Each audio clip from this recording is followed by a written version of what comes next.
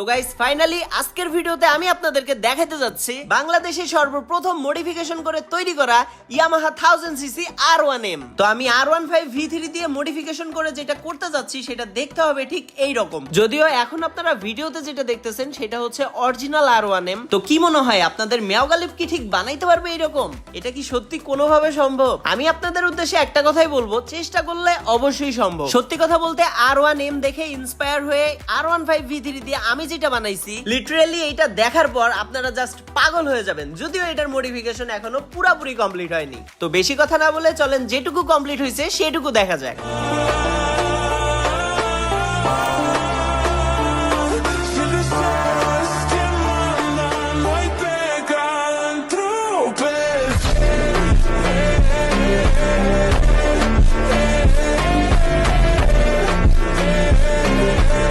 এইটা দেখার পর আপনারা যাই বলেন তাই বলেন, এতটা জোস ক্লিয়ার ফিনিশিং যে আমরা দিতে পারবো এইটা আসলে আমাদের কল্পনার বাইরে ছিল। চেষ্টা করছি যেটুকু কমপ্লিট হয়েছে এটার 100 ফিনিশিং দেওয়ার, তবে অনেক কাটা সেরা, অনেক ক্লাম, অনেক হাবিজাবি, অনেক কিছু টানা হেঁচড়া করতে হয়েছে।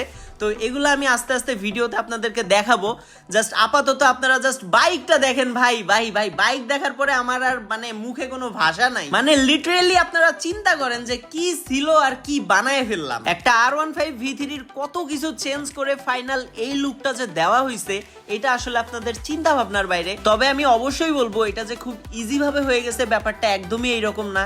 অনেক কষ্ট, অনেক সময়, অনেক টাকা পয়সা নষ্ট করে তারপরে এইরকম একটা লুকস আমি আমার বাইকে আনতে পারছি। যাই হোক, আমার এই মডিফিকেশনটা যদি আপনাদের ভালো লেগে থাকে তাহলে অবশ্যই ভিডিওটা শেয়ার করবেন, আর আমার নতুন মডিফিকেশন বাইকের একটা পিকচার আপনার স্টোরিতে শেয়ার করে আমার পেজটা মেনশন করবেন। তাহলে আমি অবশ্যই চেষ্টা করব প্রত্যেকের মেনশন দেওয়া স্টোরিতে রিপ্লে করার। এখন যেহেতু বাইকের সম্পূর্ণ কিট আমি ওভারঅল সেট করে ফেলছি, বোঝাই যাচ্ছে আমার মডিফিকেশনের অনেকটা ধাপ আমি কমপ্লিট করে ফেলছি।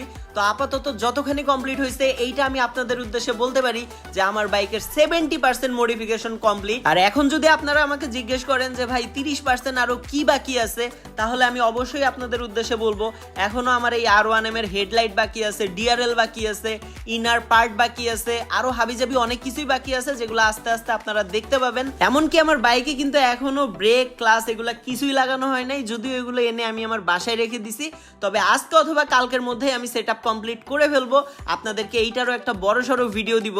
এমনকি আমার বাইকের এক্সজস্টও বাকি আছে। এখন যেহেতু R1M এর সবকিছু সেটআপ প্রায় কমপ্লিট, সো এক্সজস্টটাও এনে রাখা হয়েছে, শুধু বেন পাইপটা আনা বাকি ছিল।